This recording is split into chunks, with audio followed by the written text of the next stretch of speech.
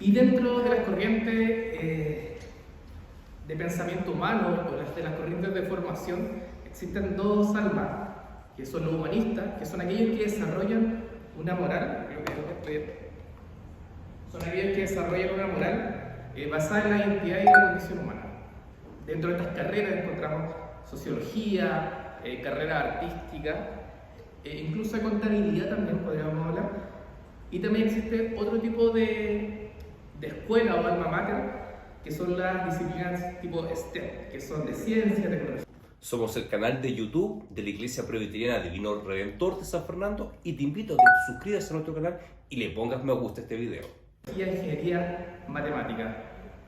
Por lo tanto, si tenemos estas dos diferencias en las universidades, tenemos dos formas de pensamiento y dos tipos de personalidad de forma general con las que nosotros generalmente compartimos, y por lo tanto requieren lenguaje distinto a la hora de hablar el Evangelio.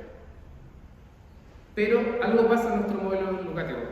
Luis, que es el escritor de las Crónicas de Narnia, que es un hermano nuestro y un teólogo muy reconocido, escribe uno de los libros que a mi gusto son aquellos que tienen tanta sustancia para aprender nosotros mismos, que es La abolición del hombre, donde él habla de la educación en este libro, y él dice lo siguiente: en la antigua educación se trataba a los alumnos como las aves tratan a sus polluelos cuando les enseñan a volar.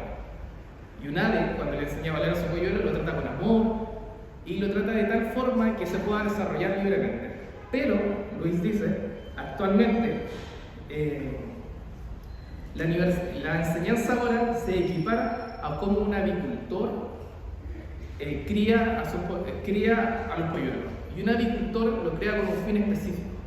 El avicultor va a criar el ave, no como lo haría su madre para desarrollarse y volar y procrear y seguir con su existencia, sino que el avicultor crea el ave con el tal de consumir su carne o producir su huevo.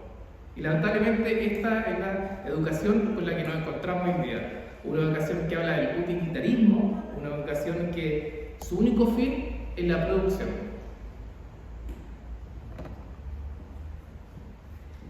Y en síntesis, Luis resume lo siguiente: la antigua educación era una propagación de hombres transmitiendo humanidad a hombres, pero hoy es una propagación solo de ideas y de propaganda, de ideologías y filosofías.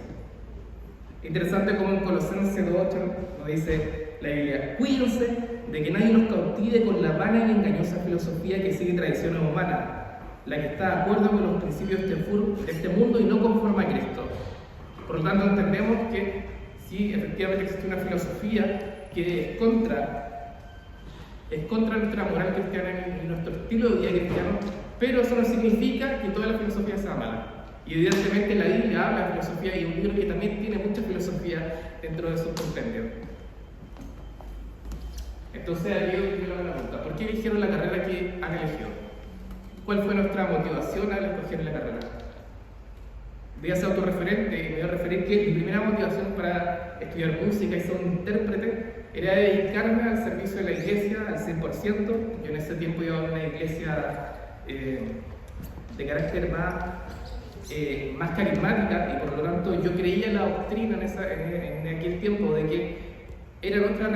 que los cristianos se convertían a través de nosotros, de nuestra responsabilidad. No era Cristo, sino que éramos nosotros quienes causábamos convicción, algo que erraba, pero yo me acuerdo que siempre eso me hacía sentir un pesar y un dolor, porque yo decía, yo tengo que predicar a todo el mundo porque depende de mí. Gracias a Dios hoy entiendo la doctrina de la predestinación y eso me causa un descanso. Pero creo que ha sido el descanso más grande que he tenido en mi vida, saber de que no depende de mí, sino que depende absolutamente de Cristo. Por lo tanto, esa fue mi primera motivación. Y mi segunda carrera, que fue una ingeniería en automatización y control industrial, tiene un fin netamente económico. Y tengo que ser sincero y transparentar qué pasaba en mi corazón en ese momento. Por lo tanto, ¿cómo predicamos desde ese punto de vista? ¿Cómo predica el que estudió contabilidad? Porque a veces es fácil ver que el que estudió medicina, el que estudió enfermería, está haciendo un servicio. El que estudió arte está mostrando la belleza de nuestro Dios a través del arte. Pero el que estudió contabilidad, el que estudió ingeniería, ¿cómo sirve a Cristo a través de aquello? Me gusta mucho el ejemplo de San Agustín de Hipona, que él en sus confesiones, él es un filósofo cristiano y quizá uno de los más importantes que tenemos, y él habla de cómo fue su proceso educativo, y él dice: la finalidad perseguida de los estudios era hacerse famoso y sobresalir en el arte del lenguaje para obtener honores humanos y amontonar, engañosa riqueza. Esa es la visión de San Agustín. Esa fue su motivación para estudiar. San Agustín, tengo que entenderlo, que su formación cuando niño es cristiana, pero él se aleja completamente del cristianismo y se va hacia una corriente filosófica que se llama el maniqueísmo.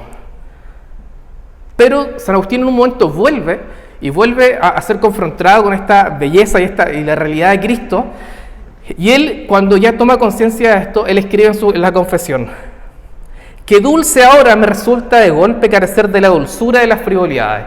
De estas frivolidades, Agustín era un reconocido estudiante y un intelectual. Si bien a él no le gustaba estudiar, sí era muy reconocido por su tipo de pensamiento. Y él dice: antes tenía miedo de perderla y ahora me gustaba dejarlas. Eras tú quien las iba alejando de mí, hablando de las banalidades humanas, de la gloria humana. San Agustín se da cuenta y dice: hoy que he perdido eso, que entiendo y me acerco más a Cristo, soy mucho más pleno en aquello. Y bueno, bien, entonces dentro de este contexto, ¿pero qué es el evangelismo? Y hay una frase se le atribuye a Spurgeon, que dice: evangelismo es simplemente un mendigo diciéndole a otro mendigo dónde encontró su pan. Y aquí me gusta mucho, por cierto. Pero tenemos que tener claro que Dios no puede ser conocido por el intelecto. La apología, si bien bendice nuestras vidas, a veces caemos en creer que bajo nuestra capacidad intelectual vamos a tener poder de convicción con otros, cosa que no es así. En el ejercicio físico de la fe, sabemos que Dios no puede ser descubierto mediante la investigación. Solo puede ser conocido cuando el Espíritu Santo le revela al corazón, al hombre, a través de la palabra. ¿Cierto? En Romanos 1:20 la Biblia, si bien dice: porque las cosas invisibles a él, su eterno poder y deidad, se hacen claramente visibles desde la creación, siendo entendidas por medio de las cosas hechas, de modo que nadie tiene excusa. Sabemos que Cristo es revelado mediante su creación, mas también sabemos que esa revelación no es una revelación salvadora, no es una convicción salvadora. Hay una analogía que habla de un salvaje, una persona, no voy a llamarla un aborigen, que no tiene contacto con la vida moderna y se encuentra un reloj en una playa. Una persona que nunca ha visto un reloj se encuentra con este reloj y él sabe que detrás de esto hay un creador, pero no puede conocer al creador. No puede saber cómo piensa el creador, más sí sabe que hay creador, y eso es lo que la Biblia nos dice en Romanos 1:20. La gente puede vislumbrar por la propia naturaleza, por la complejidad de la que nos fuimos formados, por la complejidad de las leyes físicas, que existe un Dios, más no lo conoce. Y, por lo tanto, ¿cómo debemos actuar nosotros frente a espacios secularizados donde entendemos que no es por nuestra propia convicción el entregarle la fe al otro? Martín Lutero dice: cada cristiano debe convertirse en Cristo para su prójimo. Y la Gran Comisión en Mateo 28, 16 al 20 nos llama a predicar y a ser discípulos a todos aquellos, ¿cierto? De predicar y a ser discípulos. Por lo tanto, en ambientes secularizados, yo creo que tengo estos puntos.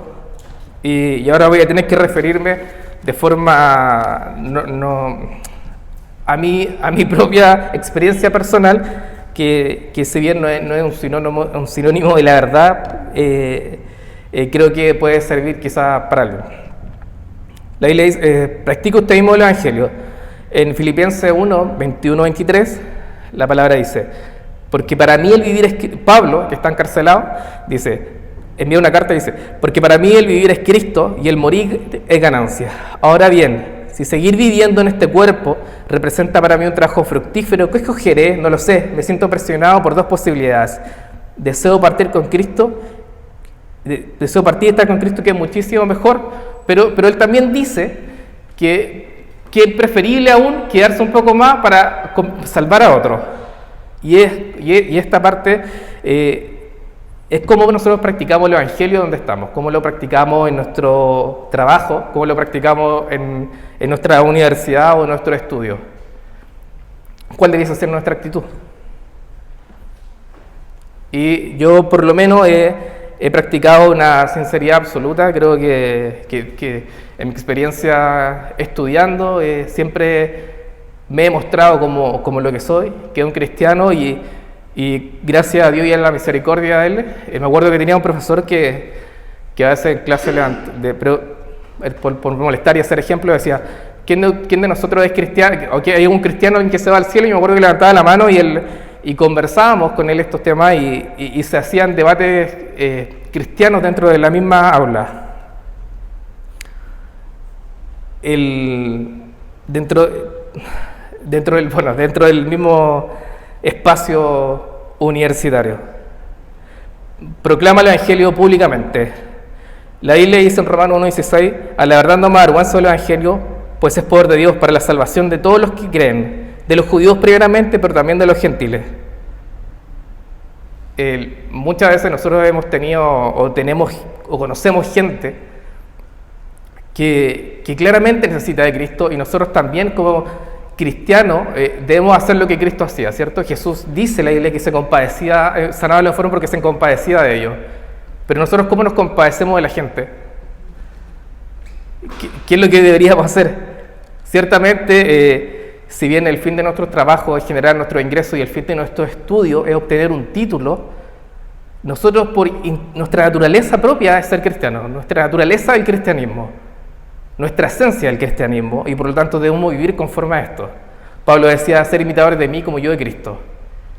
Y Pablo también dice que me he hecho los judíos como judío para ganar a los judíos. Y si bien este texto a veces se malentiende, lo que Pablo dice es que él no choca con la cultura, sino que él al judío, como el judío no comía carne de cerdo, él tampoco lo hacía.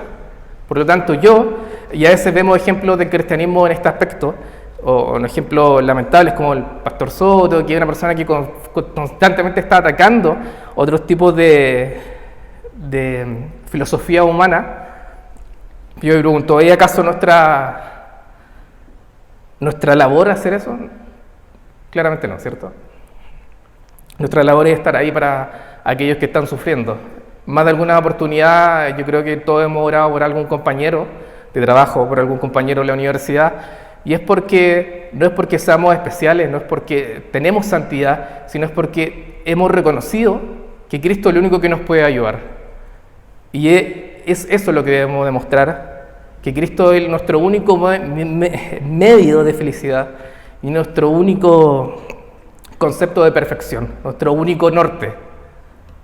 El Evangelio no siempre nos trae las cosas que queremos, no nos va a traer riqueza, ciertamente, no nos va a traer una mejor posición intelectual, ni nos va a hacer lo mejor en la universidad.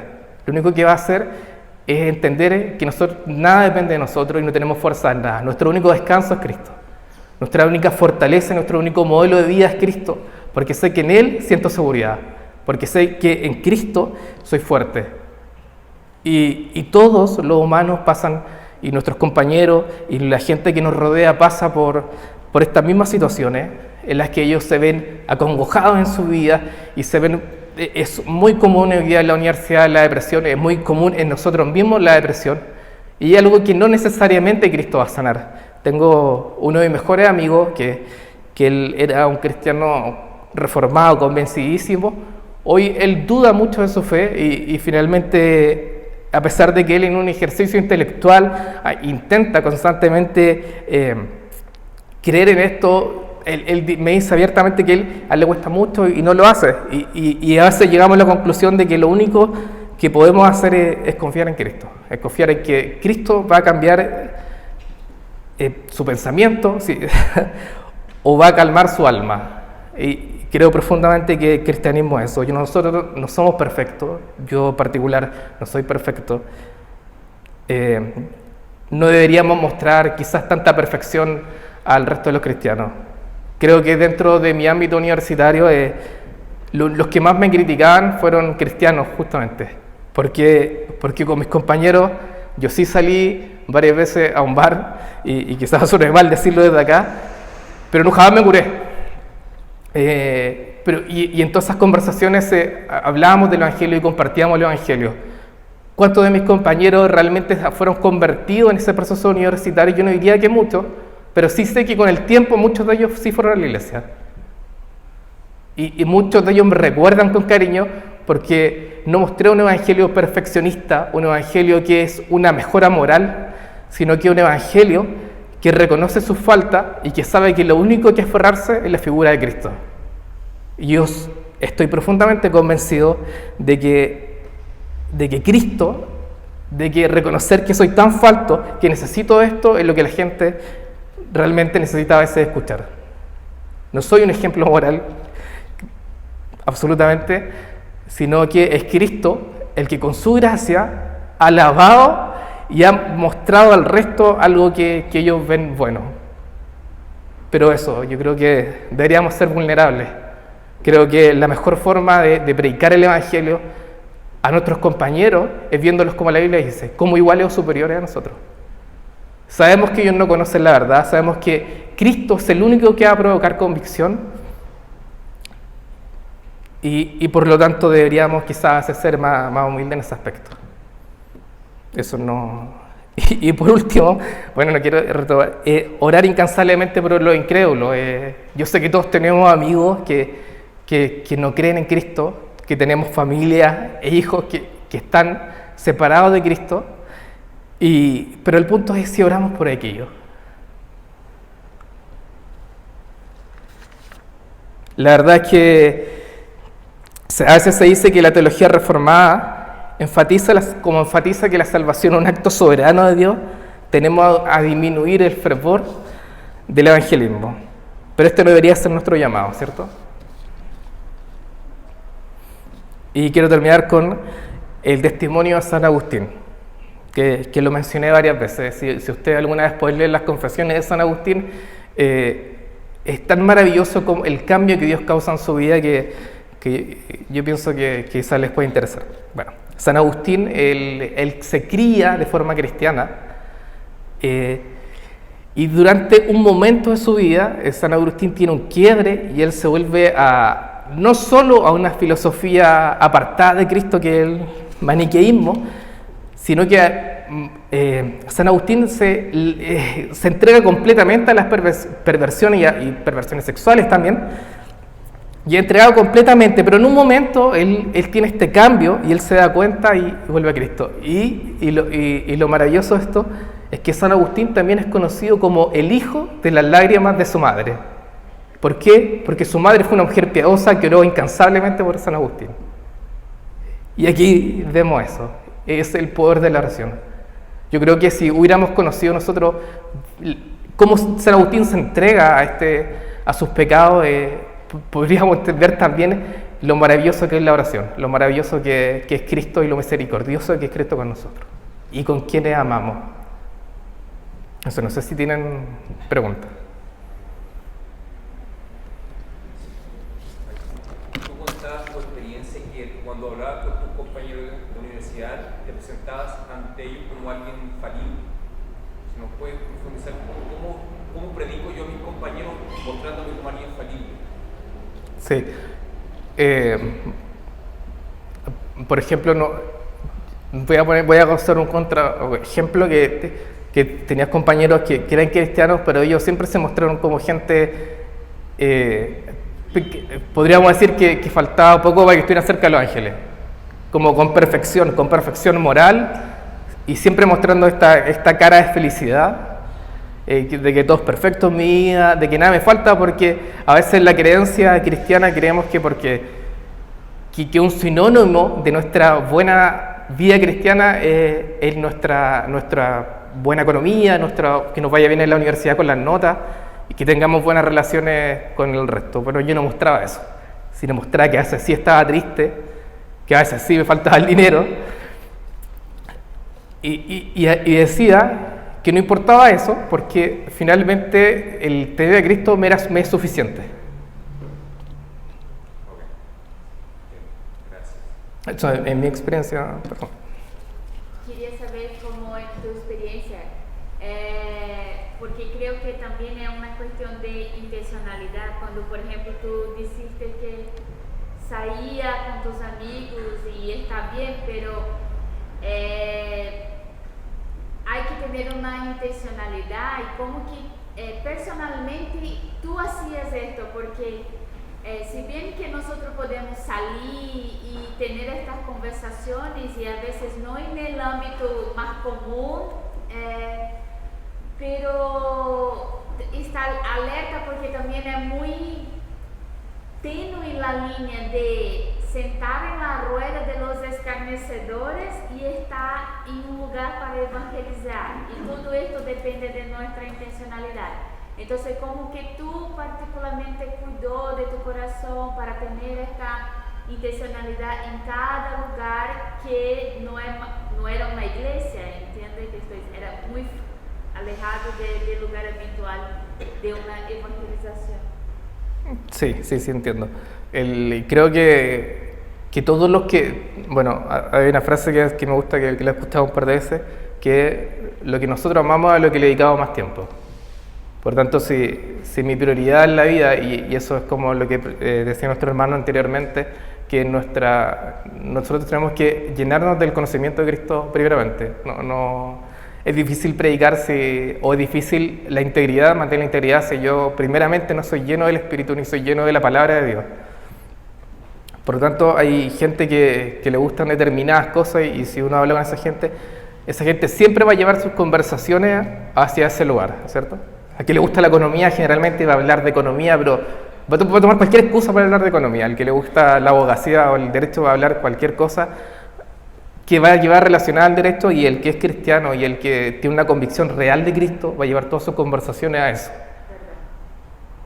Y si entiendo que Cristo es el que crea la convicción, mi trabajo va a ser hablar lo que sé nomás, pero para eso tengo que saber.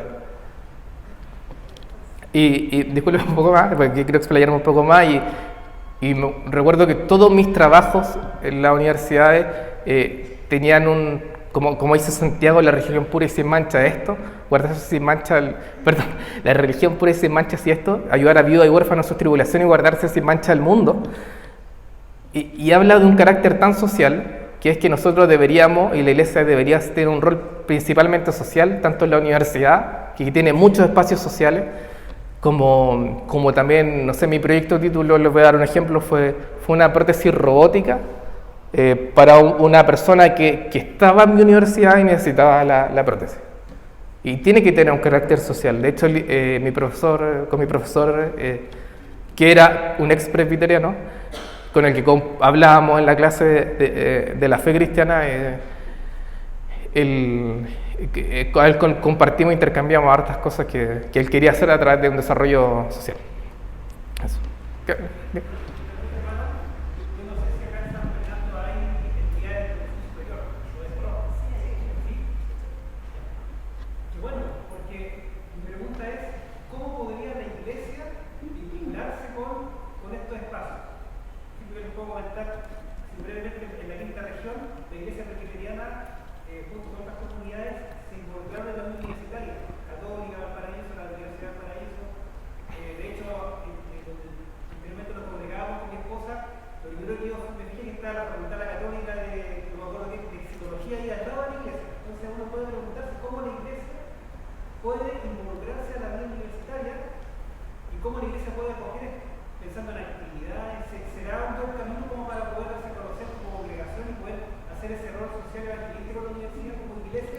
Sí, yo lo entiendo. Hay grupos, de hecho, en la universidad, uno famoso, no me acuerdo cómo se llama.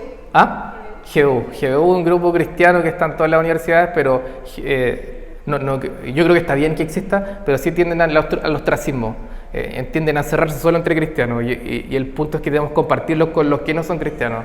Y eso pasa en la universidad. Nos juntamos con los que son cristianos, con los que comparten mi ideología, con los que están de acuerdo a mi ideología política, y deberíamos compartir con los que, justamente con los que no están de acuerdo con nosotros.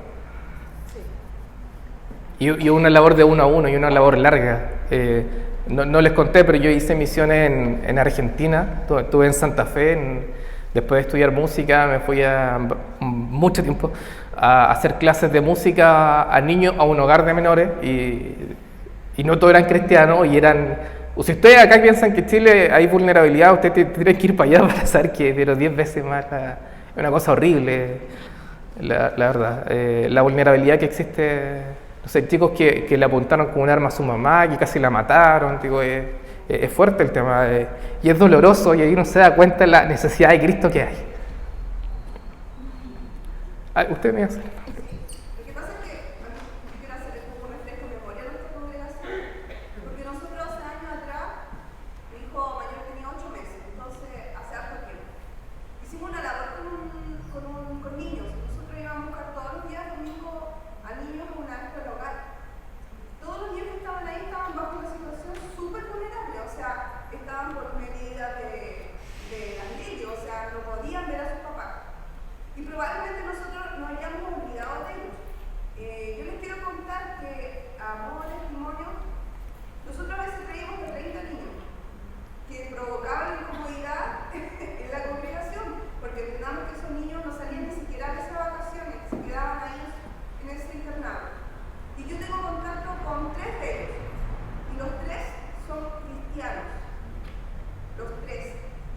Entonces, yo creo que es más que reconfortable saber que lo que las tías en ese momento hicimos, porque Marisa me acuerdo que estaba también en ese tiempo, era súper complicado entregar el evangelio a esas almas, estaban pasando por dificultades, pero es que no se pueden imaginar lo potente que era la vida de esos niños, pero que hayamos cambiado, porque yo tengo contacto con ellos, no sé el resto, a 3, yo siento que Dios es soberano, pero enormemente y nos bendijo enormemente.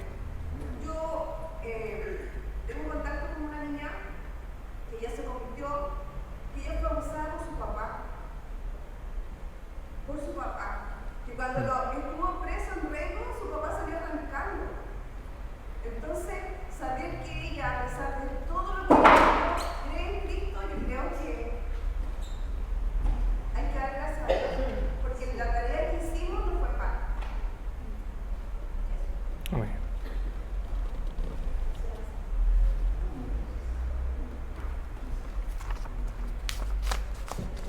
Eso sí.